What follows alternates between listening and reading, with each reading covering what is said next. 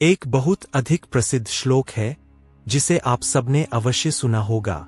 यदि नहीं सुना है तो उसे मैं बता देता हूं। वह श्लोक इस तरह है, त्रिया चरित्रम पुरुषस्य भाग्यम देवो न जानाति कुतो मनुष्य।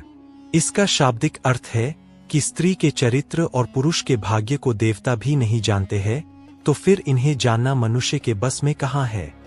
शायद आप में से बहुत कम लोगों को यह पता होगा कि इस श्लोक की रचना उज्जैन के प्रख्यात राजा भर्तृहरि ने की है। राजा भर्तृहरि न केवल जन कल्याण करने वाले राजा थे बल्कि वे उच्च कोटि के विद्वान भी थे। वे कवि, साहित्यकार और दार्शनिक थे। उन्होंने इस श्लोक में स्त्री के चरित्र को बहुत जटिल बताया गया है। वस्तुत इसमें उनका कोई दोष भी नहीं है। प्यार में धोखा खाने वाला हर व्यक्ति ऐसा ही सोचेगा जैसा उन्होंने लिखा है। तो आइए आज इस श्लोक के बनने की कहानी सुनाते हैं। आज से लगभग 1500 से 2000 वर्ष पहले उज्जैन नगरी के राजा थे भर्तृहरि महाराज। बहुत प्रतापी, विद्वान, कला के पारखी और साहित्यकार। पूरे राज्य में सुख समृद्धि अमन चैन था। धन धान्य सब कुछ था। प्रजा खुश थी। उनकी एक पत्नी थी जिसका नाम था रानी पिंगला। रानी पिंगला अभूतपूर्व रूपवती, लावण्य की प्रतिमूर्ति और कामदेव की पत्नी रति को भी लजाने वाली अनिंद्य सुंदरी थीं। यद्यपि राजा भर्तृहरि बहुत विद्वान थे, शास्त्रों के ज्ञाता और दार्शनिक व्यक्ति थे, वे शरीर की नश्वरता और आत्मा की अमरता को जानते थे। लेकिन उनकी एक कमजोरी थी कि वे अपनी पत्नी रानी पिंगला पर जान छिड़कते थे। खुद से ज्यादा रानी पिंगला से प्यार करते थे वे। सौंदर्य है ही ऐसी चीज जिसकी ओर ऋषि, मुनि, साधु, संत, देव, यक्ष, गंधर्व सब आकर्षित होते हैं, तो फिर साधारण मनुष्य की तो बात ही क्या है। संसार और शरीर की नश्वरता जानने के पश्चात भी किसी शरीर के प्रति ऐसी दीवानगी आश्चर्यजनक है। उन दिनों नाथ संप्रदाय के प्रणेता गुरु गोरखनाथ ने बहुत कठिन तपस्या की। उस तपस्या से प्रसन्न होकर ब्रह्मा जी ने उन्हें एक चमत्कारिक फल दिया और कहा कि इस फल को जो व्यक्ति खाएगा वह अमर हो जाएगा। इस फल को देने के पश्चात ब्रह्मा जी अंतर्धान हो गए। अमर फल पाकर गुरु गोरखनाथ ने सोचा कि इस फल को यदि वह खा लेगा तो इससे वे अमर हो जाएंगे, लेकिन आम जनता को इससे क्या फायदा होगा। यदि इस फल को कोई ऐसा व्यक्ति खाए जिससे जनता को फायदा हो तब तो इस फल की उपयोगिता है, अन्यथा यह फल बेकार है। इस बारे में वे सोच विचार करते रहे।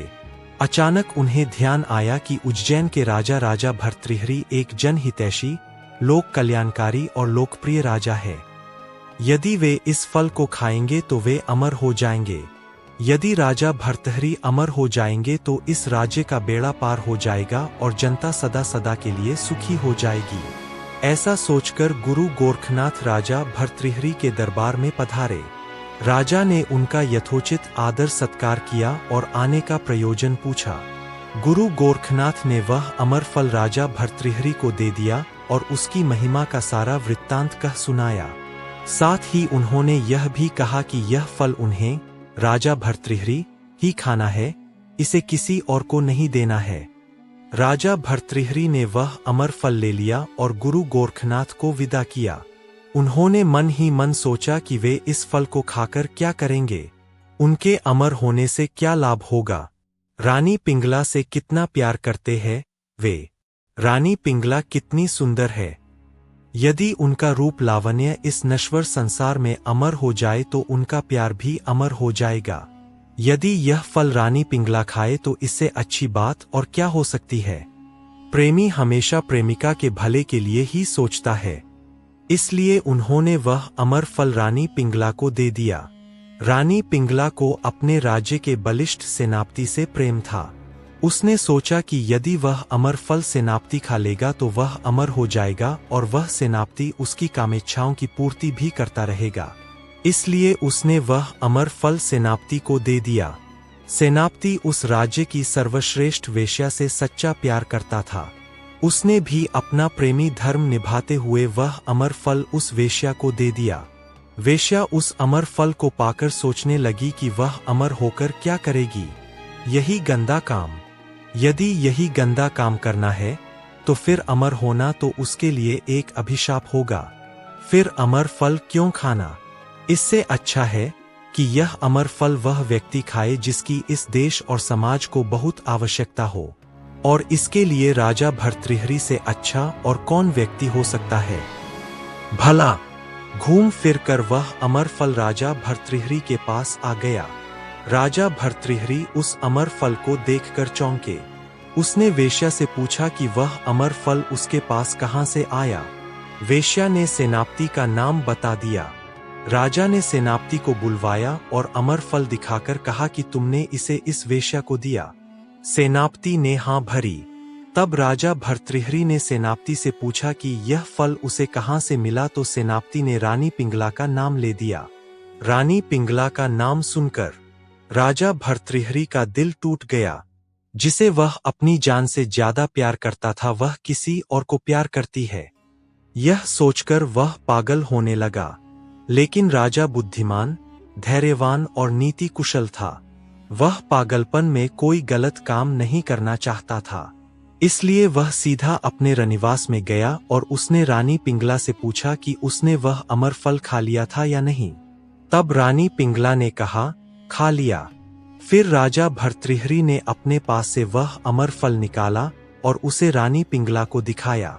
रानी पिंगला उस अमर फल को देखकर सब माजरा समझ गई और चोरी खुलने के डर से राजा भर्तृहरि के चरणों में गिर पड़ी। राजा को इस घटना के कारण इस संसार, नाते रिश्ते, प्यार वगैरह सबसे वैराग्य हो गया। वह अपने छोटे भाई विक्रमादित्य, जो कि इतिहास प्रसिद्ध है, जिसकी विक्रम बेताल की कहानियां प्रसिद्ध है, को राज सौंपकर वैराग्य हेतु गुरु गोरखनाथ की शरण में चला गया। गुरु ने कहा, वैराग्य धारण करना आसान काम नहीं है। जो वैराग्य लेता है उसकी किसी भी वस्तु, प्राणी, पेड़ पौधे में आसक्ति नहीं होनी चाहिए, तभी वैराग्य हो सकता है। तुम अपनी सबसे प्रिय रानी पिंगला से माता कहकर भिक्षा लेकर आओगे, तब मैं तुम्हें वैराग्य में दीक्षा दूंगा। राजा भर्तृहरि साधु के वेश में रानी पिंगला के समक्ष उपस्थित हुए और उनसे माता कहकर भिक्षा मांगी। रानी पिंगला अपने अपराध पर बहुत लज्जित हुई, लेकिन राजा भर्तृहरि टस से मस नहीं हुए और भिक्षा लेकर ही लौटे। सच्चा साधु वही है जो नारी के छोटे से लेकर बड़े रूप में माता की तरह देखे, किसी के प्रति घृणा, द्वेष, ईर्ष्या नहीं रखे, ना मान ना अपमान की चिंता हो। इन पैमानों पर खरा उतरने वाला व्यक्ति ही सच्चा साधु होता है, अन्यथा वह लंपट ही होता है। इसके पश्चात राजा भर्तृहरि ने घोर तपस्या की और उज्जैन के पास में कंदराओं में रहने लगे। वे कंदरा